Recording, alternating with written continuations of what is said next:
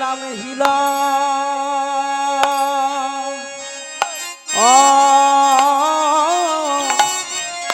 দেখলাম হিলন দিয়ে দাঁড়ায়ে আছে দেখলাম হিলন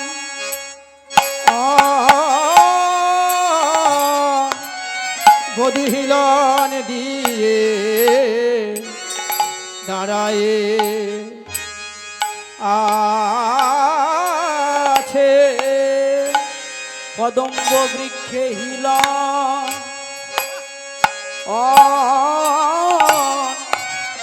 দেখলাম হিলন দিয়ে দাঁড়ায়ে আছে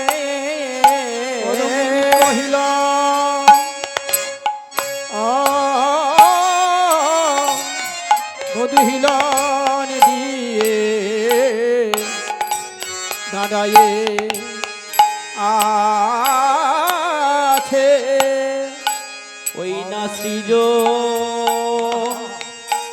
ও সৃজ মোনা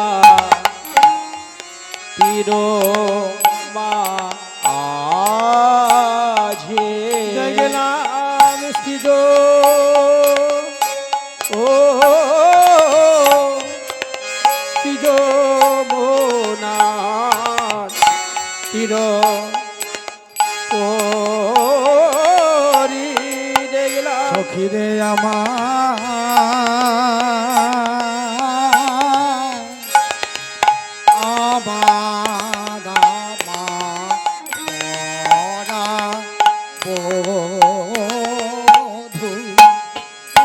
কোনদিন এমন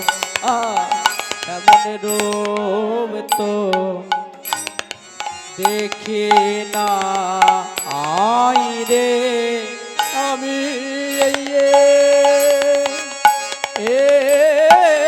হরি হরি বলে নিতাই গৌর হরি হরি বল হরি বল দেখে রাধে রাধে এলাম রে এমন হিলন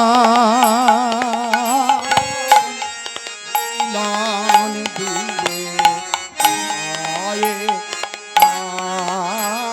আছে। আমি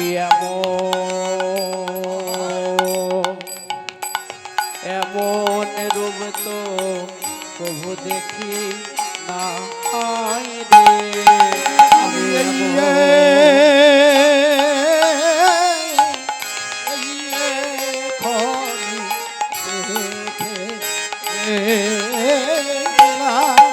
আমি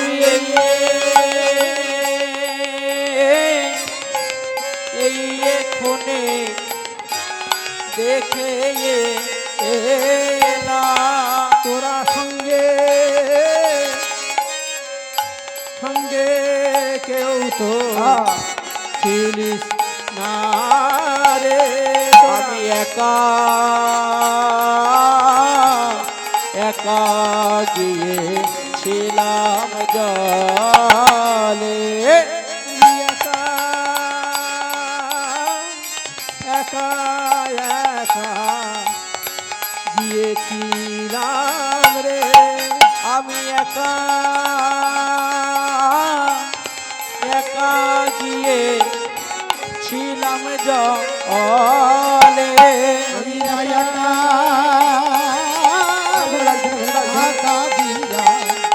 ছিলাম জলে আমি একা গিয়েছিলাম জলে আমি একা গিয়েছিলাম জলে তোরা সঙ্গে কেউ তো ছিলিস না রে তোরা সঙ্গে তাদের কেউ তো ছিলিস না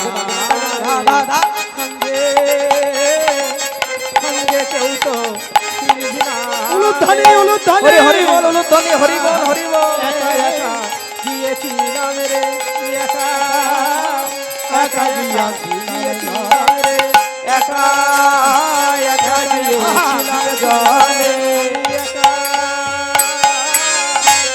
একা গিয়েছিলাম রে আমি একা একা গিয়েছিলাম জলে একা একা গিয়েছিলাম জলে একা একা গিয়েছিলাম জলে একা গিয়েছিলাম জলে একা গিয়েছিলাম জলে 2 3 4 5 6 7 ও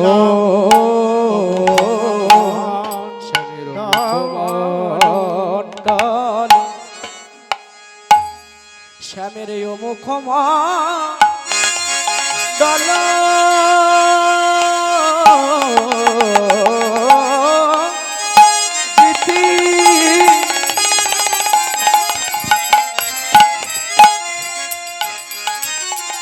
জিতি শারদ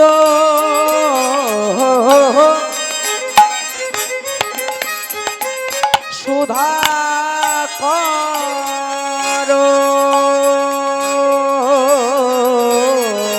হেমের ও মুখমা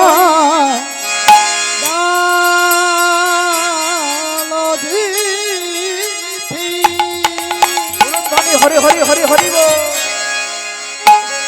ললিতা হরি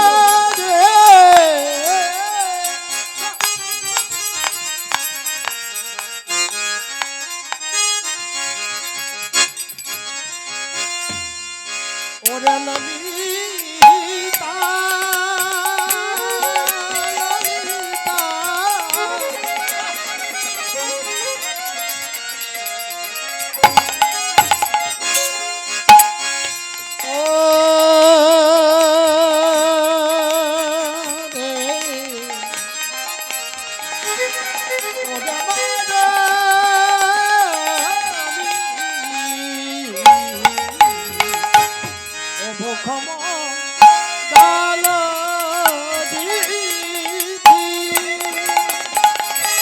বাবা বাবা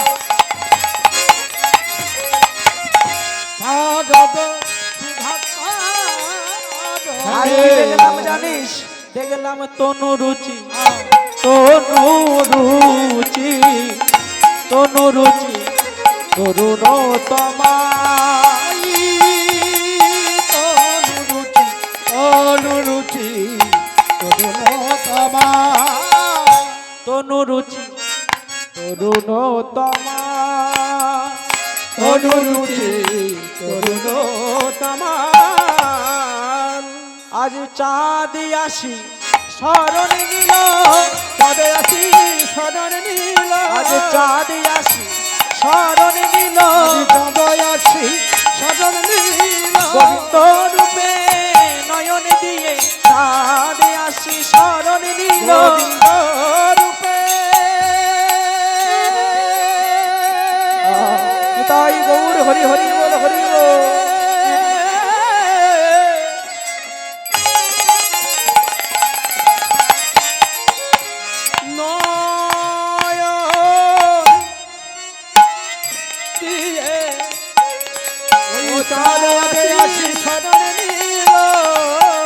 আমার গোবিন্দ রূপে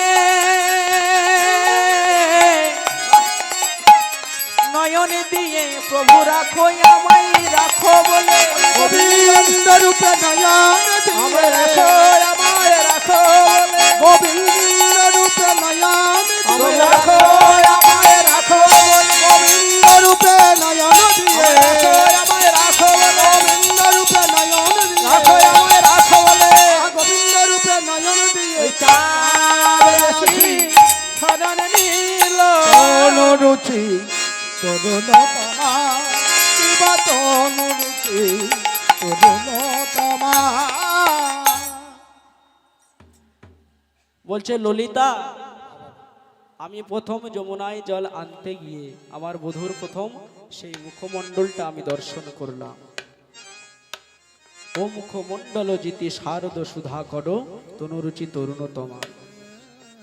আমার বধূর বদন দর্শন করে ওই গগনের চাঁদ নিজেকে লজ্জিত মনে করে, নিজেকে দীন মনে করে, নিজেকে ছোট মনে করে আমার গৌর চরণে শরণ নিয়েছে। আর কি দেখলাম জানিস? দেখলাম আমার বধূর মাথার চূড়া বিধি একটু বামে হেলে আছে। কেন? রাই চরণ পাবে বলে। যখন বাবা রাধারানী মান মঞ্চে মান করেছিলেন, তখন প্রাণ গোবিন্দ আমার কিন্তু 7টি পদ্ধতি ব্যবহার করেছিলেন রাধারানীর মানকে ভাঙানোর জন্য। কি কি? সাম, দান, ক্রিয়া, নতি, ভেদ, উপেক্ষা, রসান্তর। নিতাই গৌর হরি হরি বল। এই 7টি পদ্ধতি ব্যবহার করেও রাধারানীর মান ভাঙাতে পারেনি। তাহলে কেমন কঠিন ভাবে তিনি মান করেছিলেন। যখন তিনি রাধারানীর মান ভাঙাতে পারলেন না, সর্বশেষে তিনি রাধারানীকে বললেন, রাধে গো, রাধে, তুমি যে আমার কতখানি আপন, তোমাকে যে আমি কত ভালোবাসি, আমি তার এক একটি করে নমুনা তোমায় দিয়ে দেব। তুমি আমার উপর মান করে বসে রয়েছো তো? বেশ, আমি তোমায় যে কত ভালোবাসি তার একটা একটা করে নমুনা দেব, তুমি শোনো। ওগো রাধে, তুয়া নাম ধরি যাবে। হরি হরি বল, হরি হরি বল, হরি বল। রাধে তুয়া নাম ধরি যাবে, বাঁশরি বাজাই রাধে। তুয়া নাম ধরি রাধে, বাঁশরি বাজাই রে। তুয়া নাম ধরি যাবে, রাধে প্রেমময়ী।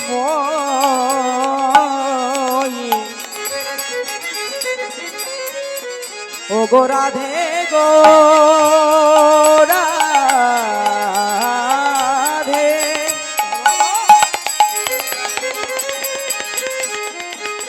ও গো রাধে গো, রাধে গো, রাধে গো, রাধে গো।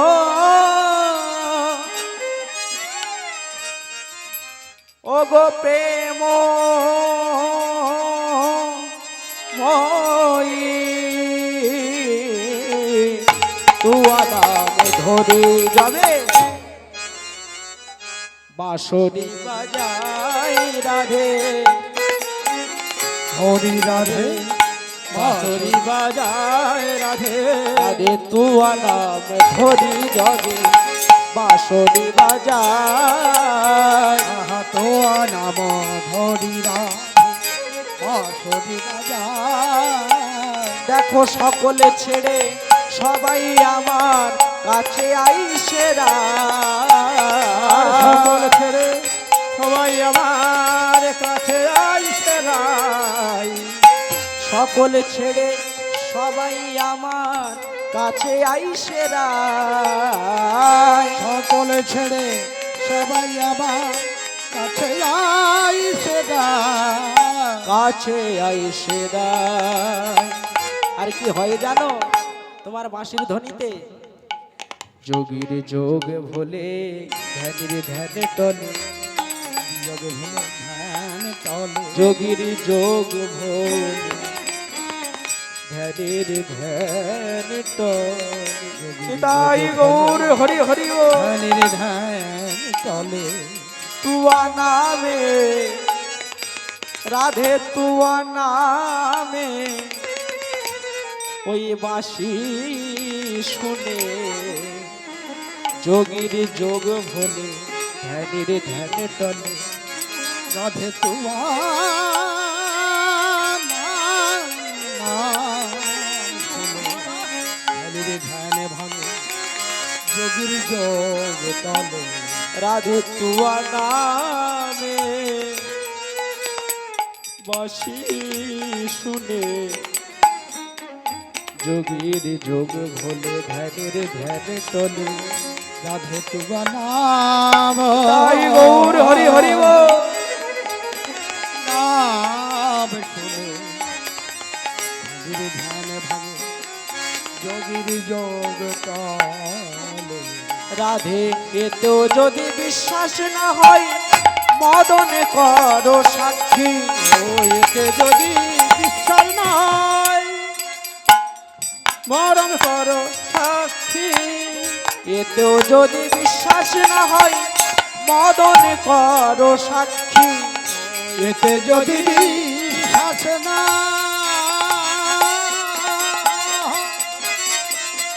মদনে করো সাক্ষী। বলি আদেশ করো নাম পদতলে লিখি। আদেশ করো তুমি আহা হরি হরি বল। তলে রাখি। বলি আদেশ করো নাম পদতলে লিখি। ও আদেশ করো না গো কত তলে লিখি। তোমার চরণে নাম লিখে দেব। চরণে নাম লিখে দেব। তোমার চরণে নাম লিখে দেব। চরণে নাম লিখে দেব।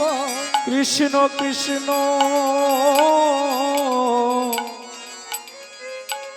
কৃষ্ণ বলে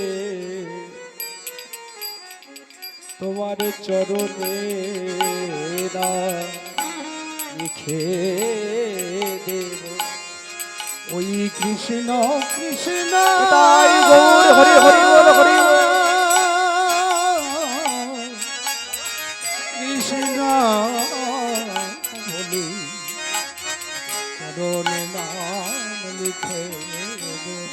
আস্তে আস্তে যিনি 16 কলায় পরিপূর্ণ ভগবান, যিনি স্বয়ং ঐশ্বর্যপূর্ণ ভগবান, তিনি আজকে শ্রীমতী রাধারানীকে বলছেন, রাধে গো তোমায় যে আমি কতটা ভালোবাসি তুমি তা বুঝতে পারো না। আমি এই জগতের প্রতি হয়ে তোমায় আমি কত ভালোবাসি তুমি জানো না। এতেও যদি বিশ্বাস না হয় তুমি মদনে করো সাক্ষী। আদেশও করো নাম তোমার পদতলে লিখি। ভগবান বলছেন আমার ওই নামটা তোমার চরণে আমি লিখে দেব। স্বয়ং ভগবান কৃষ্ণ মা যোগীগণে যারে যোগে পায় না, মুনিগণে যারে ধ্যানে পায় না, ব্রহ্মা যাকে ব্রহ্মলোকে পায় না, শিব যাকে শিবলোকে পায় না, ইন্দ্র যাকে ইন্দ্রলোকে পায় না, সেই ভগবান আজকে শ্রীমতী রাধারানীর চরণে নিজের নাম লিখে দেবে বলছে। রাধে কৃষ্ণ কৃষ্ণ কৃষ্ণ বলে চরণে নাম লিখে দেব। তাই গৌর হরি হরি বল হরি বল। চরণে নাম লিখে দেয় রে। আমি কৃষ্ণ কৃষ্ণ কৃষ্ণ বলে যেন নাম রূপে তোমার চরণে রব। কৃষ্ণ কৃষ্ণ কৃষ্ণ বলে চরণে নাম লিখে দিলাম। কৃষ্ণ কৃষ্ণ কৃষ্ণ বলে আমি চরণে নাম লিখে দিলাম। কৃষ্ণ কৃষ্ণ কৃষ্ণ বলে চরণে নাম লিখে দিলাম। কৃষ্ণ কৃষ্ণ কৃষ্ণ বলে চরণে নাম লিখে দিলাম। কৃষ্ণ কৃষ্ণ বলে ওই চরণে নাম লিখে দিলাম। কৃষ্ণ কৃষ্ণ কৃষ্ণ চরণে নাম লিখে দিলাম। চরণে নাম লিখে দিলাম। সেই ভগবান তিনি তাহলে রাধারানীকে কতটা ভালোবাসতেন, কতটা বড় করে রেখেছেন শ্রীমতী রাধারানীকে। ভগবান বলেছেন প্রেম ভক্তি যার ভগবান তা। কেন বাবা? এই যে যখন ভগবান শ্রী রামচন্দ্র অযোধ্যায় এসেছিলেন, আমরা সবাই জানি যে অনুজ লক্ষণ তিনি তার ভ্রাতাকে ভালোবাসতেন, অনেক ভালোবাসতেন। কিন্তু বাবা সেই অনুজ লক্ষণের চেয়ে আরো একজন বেশি প্রভু রামচন্দ্রকে ভালোবাসতেন। সে কে জানেন মা? সে হলো ভরত। যখন প্রভু রামচন্দ্র বনবাসী হলেন তখন ভরত কোথায় ছিল? আসতে ও মায়েরা, যখন প্রভু রামচন্দ্র বনবাসী হয়েছিলেন তখন ভরত কোথায় ছিলেন জানা আছে? হ্যাঁ, ওই মা ঠিক বলেছে। যখন প্রভু রামচন্দ্র বনবাসী হলেন তখন ভরত ছিলেন মামার বাড়ি। তা ভরত যখন মামার বাড়ি থেকে ফিরে অযোধ্যায় এসেছেন। অযোধ্যায় এসে যখন প্রভুকে দেখতে পেলেন নাচতে, প্রভুকে যখন দেখতে পেলেন না, তখন তিনি সরাসরি মন্থরাকে প্রশ্ন করেছিলেন, মন্থরা, আমার ভ্রাতা জ্যেষ্ঠ রামকে তো আমি দেখতে পাচ্ছি না, কোথায়? তখন সেই মন্থরা, কৈকেয়ীর দাসী মন্থরা এক কথায় উত্তর দিয়েছিলেন যে পিতৃসত্য পালনের জন্য তোমার মাতা কৈকেয়ীর আদেশে 14 বৎসর বনবাসী গেছে। যেই না এমন কথা বললেন, ভরত সঙ্গে সঙ্গে ছটফট করতে করতে মাটিতে লুটিয়ে পড়ে গেল। না, এমন কথা এ হতে পারে না। আমার জ্যেষ্ঠ ভ্রাতা রামচন্দ্র আমাদেরকে ছেড়ে বনবাসে যেতে পারেন না। আজ তিনি কাঁদছেন, কিন্তু তিনি বললেন যে আমার ভ্রাতা যখন বনবাসে গেছে, তাহলে যে কারণে তিনি গেছেন সেই কারণটাও আমায় জানতে হবে। তিনি তার 3টি মাকে নিয়ে ওই বনবাসে গিয়েছিলেন চিত্রকূট পর্বতে। চিত্রকূট পর্বতে, যেখানে মায়েরা যারা উত্তর ভারতে বেড়াতে গেছেন দেখবেন, যেখানে প্রভু মা সীতা দেবীর খোপাতে, মা সীতা দেবীর চুলেতে যিনি খোপা করে দিতেন, মানে ফুল বেঁধে দিতেন, যে স্থানটি আজও সেখানে আছে, চিত্রকূট পর্বত, তা সেইখানে গিয়েছে। প্রভু রামচন্দ্র রয়েছে। ভাই ভরত গিয়ে প্রভু রামচন্দ্রের সম্মুখে যেই না দাঁড়িয়েছে, সঙ্গে সঙ্গে প্রভু রামচন্দ্র ছুটে এসে ভাই ভরতকে জড়িয়ে ধরেছে। এ কি ভাই, বহুদিন পরে তোর সঙ্গে দেখা। ভাই ভরত কাঁদতে কাঁদতে বলেছেন, দাদা গো, আমি ছিলাম মামার বাড়িতে, মামার বাড়িতে, তাই তুমি ওই ফাঁকে সময় পেয়ে 14 বৎসরের জন্য কেন বনবাসী হলে? 14 বৎসরে তাই গৌর হরি হরি বল, হরি হরি বল। হলে এর উত্তরে আমায় তুমি দাও, এর উত্তরে তুমি আমায় দাও। আচ্ছা দাদা, আমি তোমায় একটা প্রশ্ন করব। বলে কি প্রশ্ন? বলে আমার মা তো পিতা দশরথের কাছে 2টো বর চেয়েছিলেন। বলে হ্যাঁ। বলে সর্বপ্রথম কোন বরটা তিনি চেয়েছিলেন, আগে কোন বরটা চেয়ে নিয়েছিলেন? প্রভু রামচন্দ্র বললেন যে তিনি আগে চেয়েছিলেন যে ভরত যেন অযোধ্যার রাজা হয়, আর দ্বিতীয় রাম যেন 14 বৎসর বনবাসী হয়। কিন্তু দাদা গো, আমি ছিলাম মামার বাড়িতে, তুমি ভালো করে জানতে যে আমার ভাই ভরত যদি এই রাজ্যের রাজা হয়, এই রাজ্যের রাজা তাহলে তো আমায় আর বনবাসে যেতে দেবে না। বনবাসে যেতে দেবে না। কেমন ভালোবাসা দেখুন বাবা, এমন ভালোবাসা নইলে কি ভগবানকে পাওয়া? দাদা গো, আসতে, তুমি যে বনবাসী হলে, তুমি সত্যি করে বলো দাদা, এর জন্য কি আমার মা কৈকেয়ী যখন তোমায় বলেছিল বনবাসী হতে, তুমি আমার মা কৈকেয়ীর জন্য কি বনবাসী হয়েছ? তুমি বলো আমায় সত্য কারণ আমি জানতে চাই। তখন প্রভু রামচন্দ্র বললেন, ওরে ভাই ভরত রে,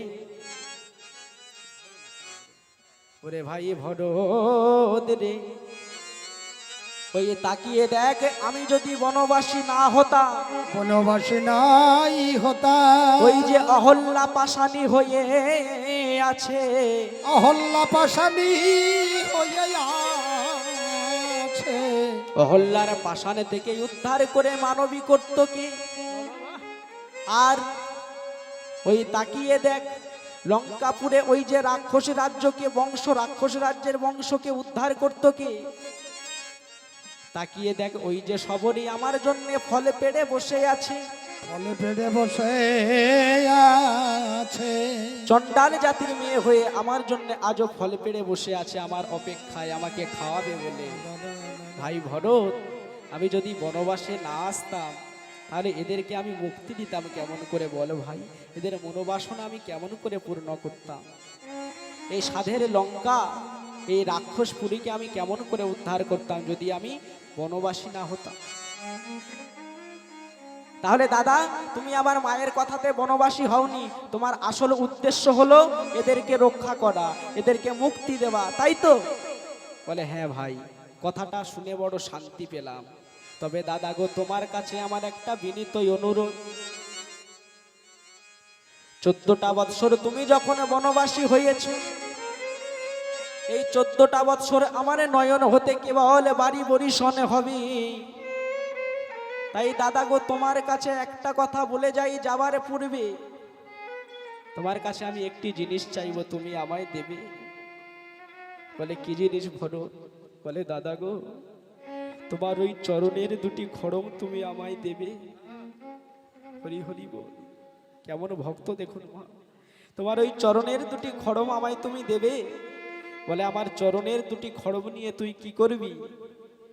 বলে দাদা, তুমি তো অযোধ্যায় থাকবে না, তাই তোমার ওই চাঁদ বদনও আমি দর্শন করতে পারবো না। একদিন যদি তোমার ওই চাঁদ বদনে দর্শনে না করি, মনে হয় কত যুগ যুগ তোমার ওই বদনে দর্শন করি না। তাই তুমি তো 14 বৎসর অযোধ্যায় থাকবে না, তোমার ওই খড়ম দুটি নিয়ে আমি সকালে সন্ধ্যা ওই গঙ্গা জল দিয়ে তোমার খড়ম দুটি ধুইয়ে তাতে ফুল দিয়ে তোমার খড়মে আমি কি করে বোঝানো, তোমার খড়মে দুখানি সেবা করিব। তোমার তাই গৌর হরি হরি বল, হরি হরি বল। তোমার খড়ম দুখানি সেবা করিব, খড়ম দুখানি সেবা করিব। দাদা গই আমার হিয়ার মাঝে জড়ায়ে ধরে তোমার খড়ম দুখানি সেবা করিব। আমার হৃদয় মাঝে জড়ায় দেখে, হৃদয় মাঝে খানি রেখে দেব।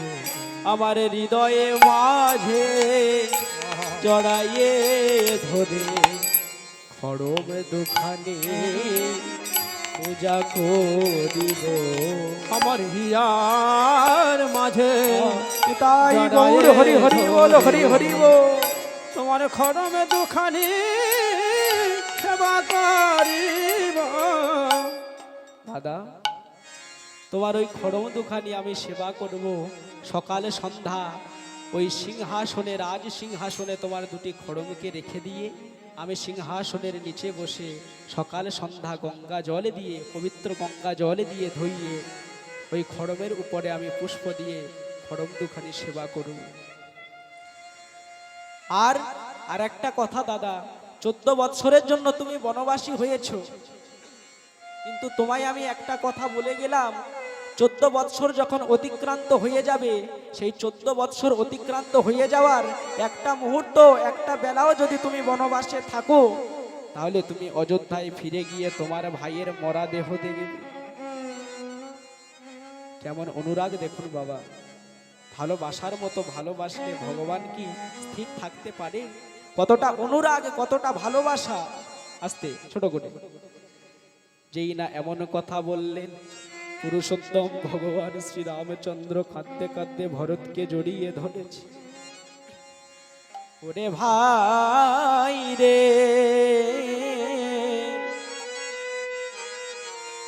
এ জগতে যারাই আমায় ভালোবাসার মতো ভালোবাসিতে পারে, ভালোবাসার মতো ভালোবাসিতে পারে, আমি হলাম ভক্তের ভগবান। ভক্তের ভগবান।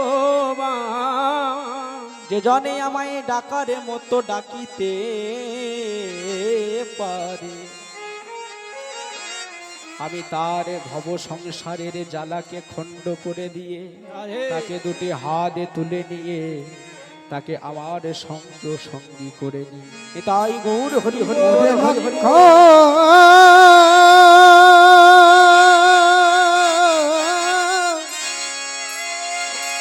ওরে ভাই,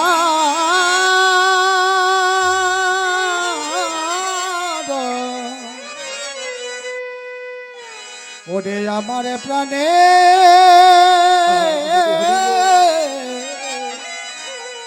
প্রাণে ভরত রে, তুই যে আমায় এত ভালোবাসিস আমি জানতাম না ভাই। তাই আমি হলাম ভক্তির ভগবান পুরুষোত্তম শ্রী রামচন্দ্র। যে ভক্ত আমায় যেমন ভাবে ডাকে তেমন ভাবে আমি তাকে কৃপা করি। তুই যখন আমায় এত ভালোবাসিস, আমার জন্য তোর হৃদয়ের মধ্যে যখন এত করুণা, এত অনুরাগ, আমিও ভক্তের ভগবান তোকে আমি আশীর্বাদ করলাম। আগামী দাপর যুগে মধুময় শ্রীধাম বৃন্দাবনে আমি হব নন্দের নন্দন শ্রীকৃষ্ণচন্দ্র ভগবান।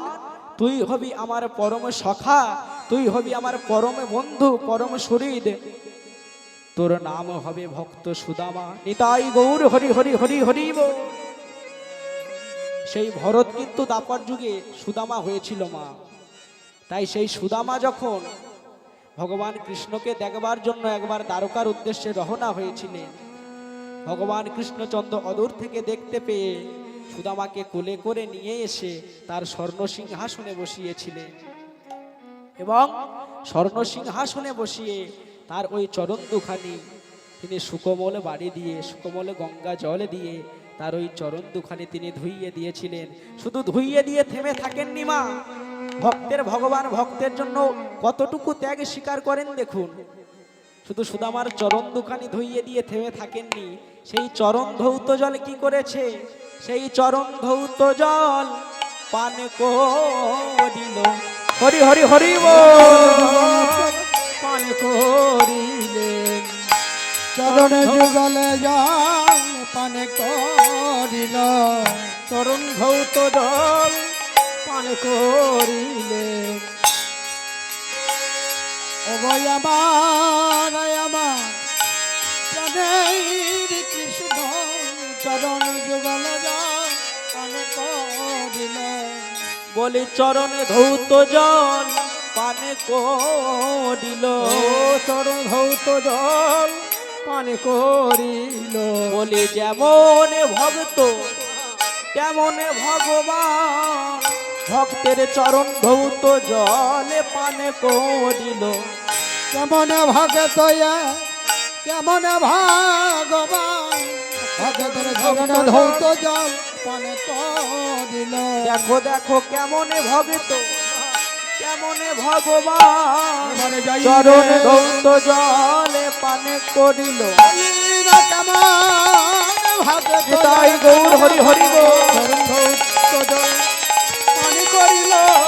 মন ভগত কেমন চরণ ধৌত জল পান করিল। মন ভক্ত কেমন ভগবান ধৌত জল পান করিল।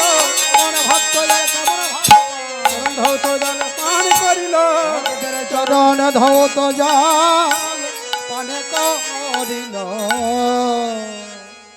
তা সেই ভরত হয়েছিল দাপর যুগে সুদামা এবং পুরুষোত্তম শ্রীরামচন্দ্র হয়েছিলেন শ্রীনন্দের নন্দন ষোলকলায় পরিপূর্ণ ভগবান শ্রীকৃষ্ণচন্দ্র।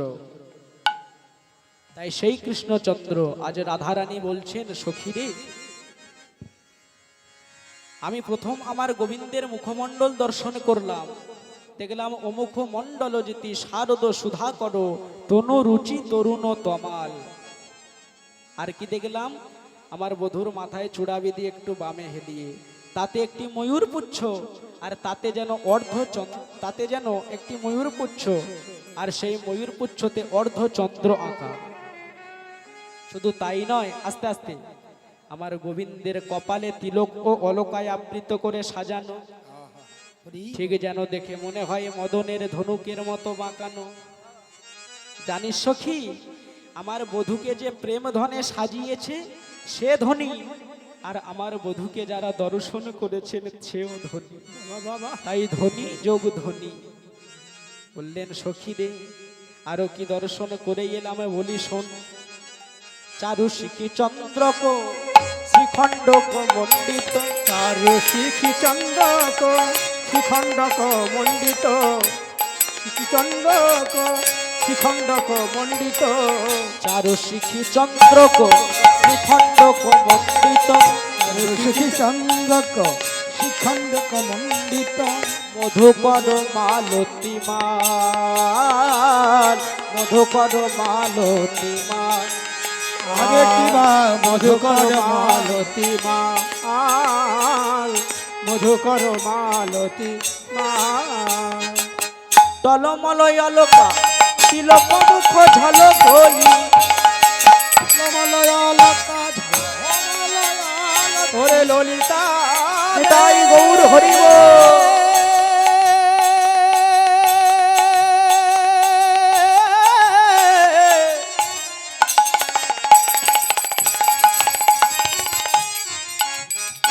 বিশাখা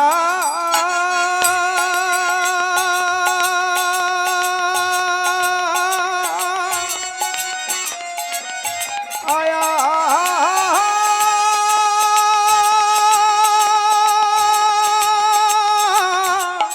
ললিতা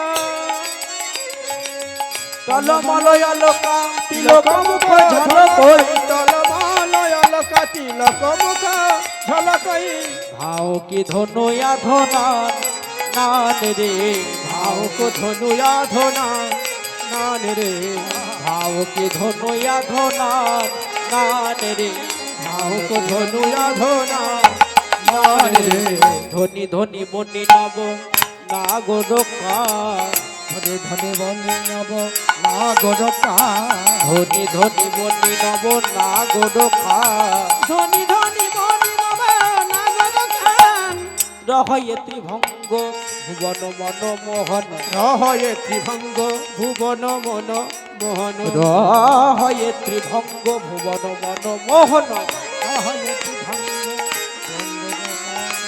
মধুর মধুলি কদু গান সখী রে ধনি হরি হরি বল হরি হরি বল মধুরম মধুরম তলি করু গান শিবা মধুরম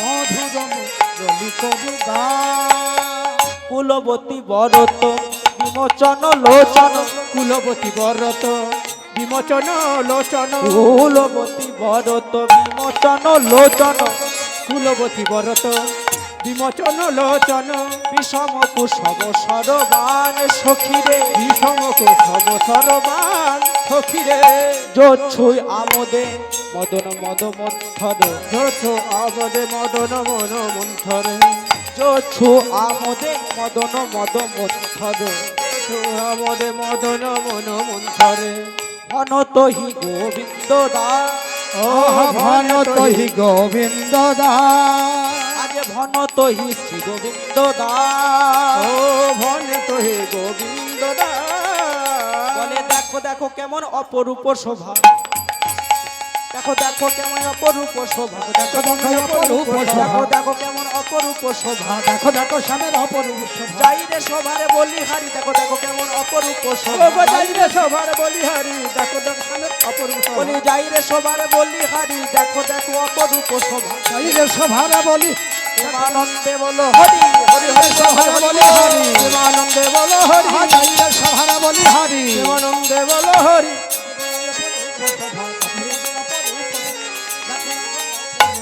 ঘনতহি গোবিন্দ দাস দাস দিন ঘনতহি গোবিন্দ দাস তাজে ঘন তহি গোবিন্দ দা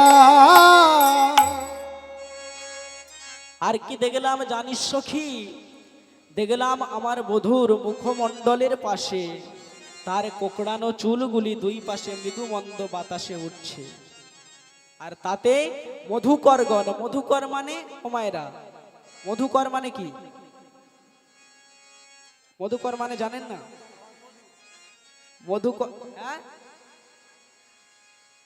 মা বলে মধুকর ডিঙা চাঁদ সদাগর ভেসে গেল চাঁদ সদাগর ভেসে এসেছিলেন সেই ডিঙা ওই ডিঙার কথা বললেন না বললেন মধুকর মধুকর মানে হলো মৌমাছি বাবা মধুকর মালতী মাল মানে মধুকরগণ মালতীর মালা হয়ে গোবিন্দের গলার চারিপাশে গুনগুন গুনগুন গুনগুন করে গান করছে তাই কি বললেন মধুকর মালতী মাল ও মধু করো মধু করো মালতী মা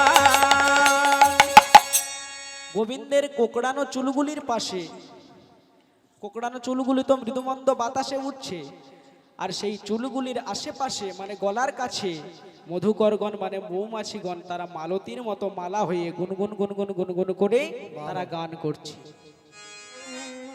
শুধু তাই নয়, আমার গোবিন্দ হলেন একমাত্র পুরুষ, অন্য সবাই হলেন রমণী বা প্রকৃতি। শাস্ত্র বর্ণনা দিচ্ছে, রাধারানী বলছেন আমার গোবিন্দ হলেন রসরাজ, যার চরণকে আশ্রয় করলে অন্য কারো চরণকে আশ্রয় করা লাগবে না। যেমন মা, এই যে সম্মুখে দেবাদিদেব মহাদেবের মন্দির, ইনি হলেন বৈষ্ণব শ্রেষ্ঠ ভগবান। ইনি যখন ধ্যানে রত হয়ে থাকেন, তার শ্রীঅঙ্গের জ্যোতিটা দেখতে কেমন জানো মা? মহাজন বর্ণনা দিচ্ছেন যে দেবাদিদেব মহাদেব বৈষ্ণব শ্রেষ্ঠ, তিনি যখন ধ্যানে রত থাকেন তার সেই শোভাটি কেমন। মায়েরা সবাই মিলে মন দিয়ে আস্বাদন করুন। ভগবান দেবাদিদেব মহাদেবের রূপের বর্ণনা করছি, মানে ধ্যান মন্ত্র, তিনি যখন ধ্যানে রত থাকেন তার সেই শ্রী অঙ্গের শোভাটি কেমন মহাজন বর্ণনা করছে। ওম ধ্যায়ে নিত্যং মহেশং রজত গিরিনিভম চারু চন্দ্রাবতংশম পদ্মাসেনং সমন্তাৎ स्तुतममरगणै व्याघ्रकृतिं वसानं विश्याद्यं विश्वबीजं निखिलभयहरं পঞ্চবক্রম ত্রিনেত্রম। আস্তে আস্তে আস্তে। যারা ব্রাহ্মণগণ আছে তারা জানেন যে কোনো দেবতার পুজো করবার পূর্বে আগে পঞ্চ দেবতার পুজো করতে হয়। তা এইখানে দেবাদিদেব মহাদেব যখন ধ্যানে রত হয়ে আছেন, তার শ্রীঅঙ্গের শোভাটি কেমন না মহাজন বর্ণনা করছেন। ওং ধ্যায়ে নিত্যং মহেশম, মানে মহেশ্বর শিব ঠাকুরকে নিত্য ধ্যান করা উচিত। নিত্য কথার অর্থ হলো প্রতিদিন বা প্রতিনিয়ত। দেবাদিদেব মহাদেবকে প্রতিনিয়ত ধ্যান করা উচিত। তা বলছে দেবাদিদেব মহাদেব যখন ধ্যানে রত থাকে তার সেই অঙ্গের শোভাটি কেমন। ওং ধ্যায়ে নিত্যং মহেশম রজত গিরিনিভম, বলে জানো বাবা শিব ঠাকুর যখন ধ্যানে রত তার শ্রীঅঙ্গের শোভাটি দেখে মনে হয় ঠিক যেন একটা রূপোর পর্বত বসে ধ্যান করছে। হরি হরি বল। রজত মানে রূপ, গিরি মানে পর্বত, অর্থাৎ রূপোর পর্বত। আস্তে আস্তে বাবারা, কথা নয়, মূল্যবান কথা একটু মন দিয়ে শ্রবণ করুন। তাহলে দেবাদিদেব মহাদেব যখন ধ্যানে রত হয়ে থাকেন তার শ্রীঅঙ্গের শোভাটি দেখে মনে হয় একটা রূপোর পর্বত ধ্যানে রত হয়ে আছে, যার মাথায় বিরাজ করছে কি চারু চন্দ্রাবতংশম, যার মাথায় চূড়া রূপে বিরাজ করছে একখণ্ড চাঁদ। আর কি রত্নাকল্পোজ্জ্বলাঙ্গম, মানে রত্নের মতো তৈরি আয়না দিয়ে